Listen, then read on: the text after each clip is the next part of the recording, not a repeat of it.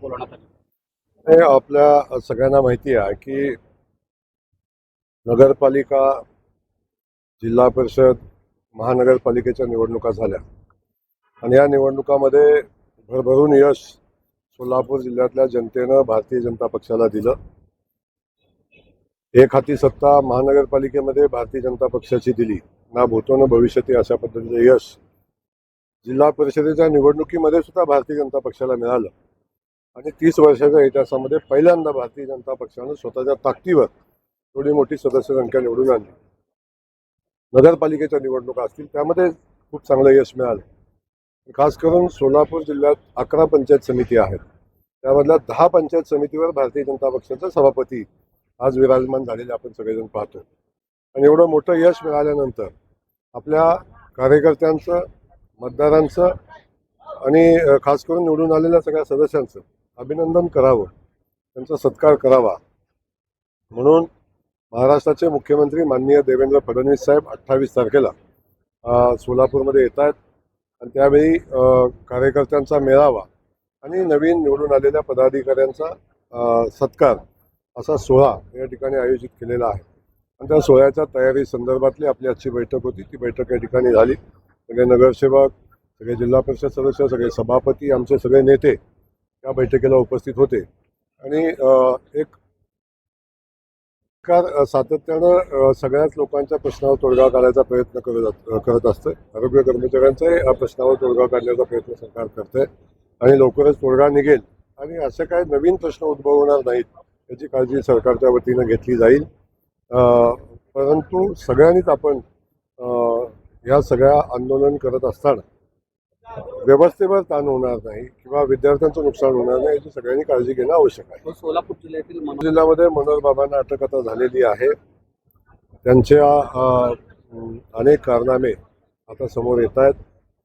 आपण खरात बाबांचा प्रताप पाहता पाहता आता दुसऱ्या बाबांचा प्रताप आपण पाहतोय.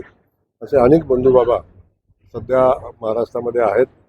अशा सगळ्या बंधू बाबांना शोधून कारवाई करण्याची भूमिका माननीय मुख्यमंत्री देवेंद्र फडणवीस साहेबांची आहे. त्यांनी पोलिसांना सक्त सूचना दिलेल्या आहेत की अशा बंधुबाबांचा बंदोबस्त झाला पाहिजे आणि यामध्ये त्या बंधुबाबांना साथ देणारे, मदत करणारे अशा सगळ्यांना शोधून त्यांच्यावर कारवाई करा.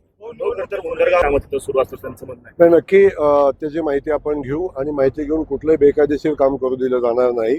असं जर बेकायदेशीर असेल तर नक्की त्याचं काम थांबवलं जाईल आणि कारवाई पण केली जाईल. पुण्यामध्ये कुणाला काय वाटतं, कुणी काय लिहावं, ज्याचा त्याचा विषय आहे. महाराष्ट्राचे मुख्यमंत्री माननीय देवेंद्र फडणवीस साहेब आहेत.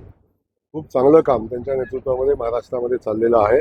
महाराष्ट्र वेगानं प्रगती करताना आपण सगळेजण पाहतोय आणि मला वाटत नाही त्यांच्या पुढे दूरपर्यंत दुसरा कुठला ऑप्शन आहे. निवडणुकीपूर्वी सरकारने माननीय मुख्यमंत्री मोदयांनी निर्णय घेतला, आपल्याला कल्पना असावी की अधिवेशनामध्येच निर्णय घेतलेला आहे आणि 2 लाखापर्यंत शेतकरी बांधवांचं कर्ज जे थकीत आहे त्या शेतकरी बांधवांचं कर्ज माफ करण्याचा निर्णय घेतलेला आहे. लवकरच त्याची कारवाई चालू होईल. जे लोक नियमित कर्ज भरतायत अशा लोकांना सानुग्रह अनुदान 50,000 रुपये देण्याचा निर्णय घेतलेला आहे. त्याची प्रक्रिया चालू आहे. त्यामुळं जो शब्द माननीय मुख्यमंत्री मोदयांनी निवडणुकीमध्ये दिलेला होता त्या प्रत्येक शब्दाला न्याय देण्याची भूमिका, तो प्रत्येक शब्द पूर्ण करण्याची भूमिका महाराष्ट्राचे मुख्यमंत्री महोदय घेताना आपण पाहतो.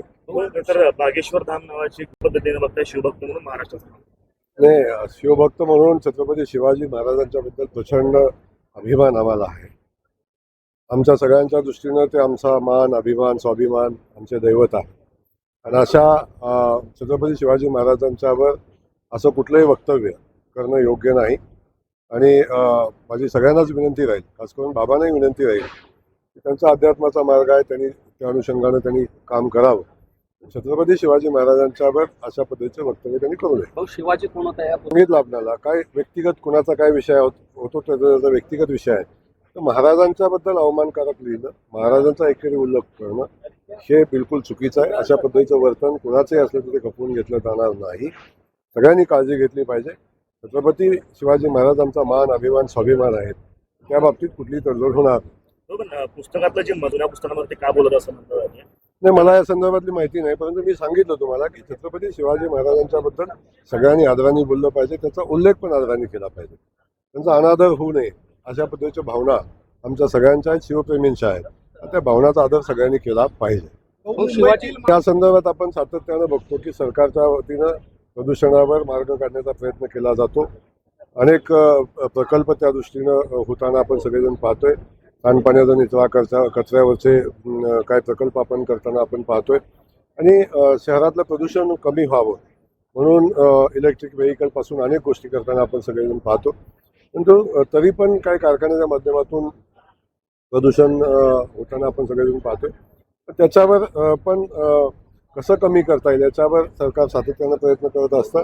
तशा सूचना सातत्याने मुख्यमंत्री महोदय देत असतात. त्यामुळे याही बाबतीतला अभ्यास चालू आहे. आणि लवकरच प्रदूषणाच्या जी हानी आपली होती, निसर्गाची होती, त्याच्यावर दूरगामी उपाययोजनेची आवश्यकता आहे. त्या दृष्टीने सरकार काम करतं.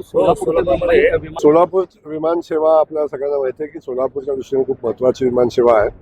त्यामध्ये ही विमानसेवेचं टायमिंग ऑड आहे आणि या विमानसेवेमुळं लोकांचा एक दिवस अगदी वाया जातो अशी परिस्थिती आहे. दुसऱ्या दिवसातला अर्धा दिवस जातो. त्यामुळे विमानसेवेचं टायमिंग व्यवस्थित झालं पाहिजे. आता सुदैवानं नवी मुंबईचा रनवे चालू झालेला आहे. त्यामुळे सकाळच्या सत्रातलं विमान चालू करता येते का असा आमचा प्रयत्न आहे.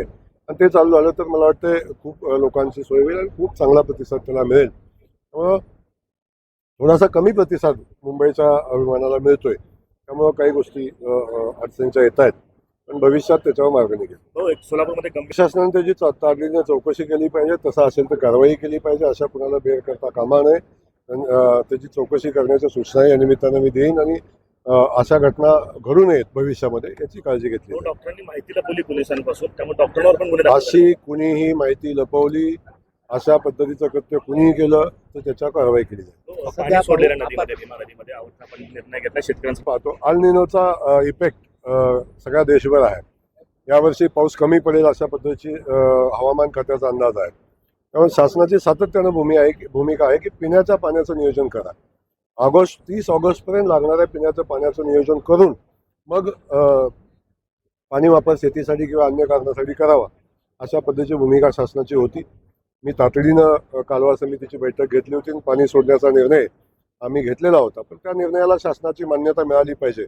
अल निनोचा इफेक्ट असल्यामुळं अशा पाणी सोडताना शासनाची मान्यता घ्यावी अशा सूचना सरकारच्या होत्या. म्हणून मी स्वतः त्याचा फॉलोअप घेतला. जलसंपदा खात्याच्या मंत्रालयाची मान्यता घेतली, मुख्यमंत्री महोदयांची मान्यता घेतली आणि तातडीनं पाणी चालू करण्याचा निर्णय घेतला. मला वाटतं 2 दिवसापासून पाणी चालू आहे. तेव्हा आता शेतकऱ्यांना दिलासा मिळेल. आणि भविष्यामध्ये माझी विनंती शेतकरी बांधवांना आहे की थोडं काटकसरीनं पाणी वापरायला लागेल. चालू वर्षी थोडंसं दुष्काळ सदृश्य परिस्थिती निर्माण होईल किंवा दुष्काळी परिस्थिती निर्माण होईल अशी वाकीत हवामान खात्याचं आहे. त्यामुळे आपल्याला काळजी घेणं आवश्यक आहे. मला एक समजत नाही आहे, ज्या लाडक्या बहिणी पात्र आहेत त्यांच्यावर कुठलीही कारवाई होत नाही. पात्र नसताना ज्या लोकांनी लाभ घेतलेला आहे त्या पण आमच्या लाडक्या बहिणीच आहेत. पण कोणी सर्व्हिसला आहे, कुठं पदावर आहे, ज्यांना लाभ घेणं अपेक्षित नाही. काही महिला भगिनींना आमचा पगार 40,000, 50,000, 1 लाख आहे. अशा काही बहिणींचा चालू झालेला होता. त्याच्यावर वसुलीची कारवाई म्हणजे असं काही जबरदस्ती कुठं केली जात नाही. स्वतःहून अशा काही लोकांनी ते परत करावं ही भावना आहे. त्यामुळं वेगळं काहीच नाही आहे. कुठल्याही लाडक्या बहिणीवर अशा पद्धतीची वसुलीची कारवाई केली जाणार नाही.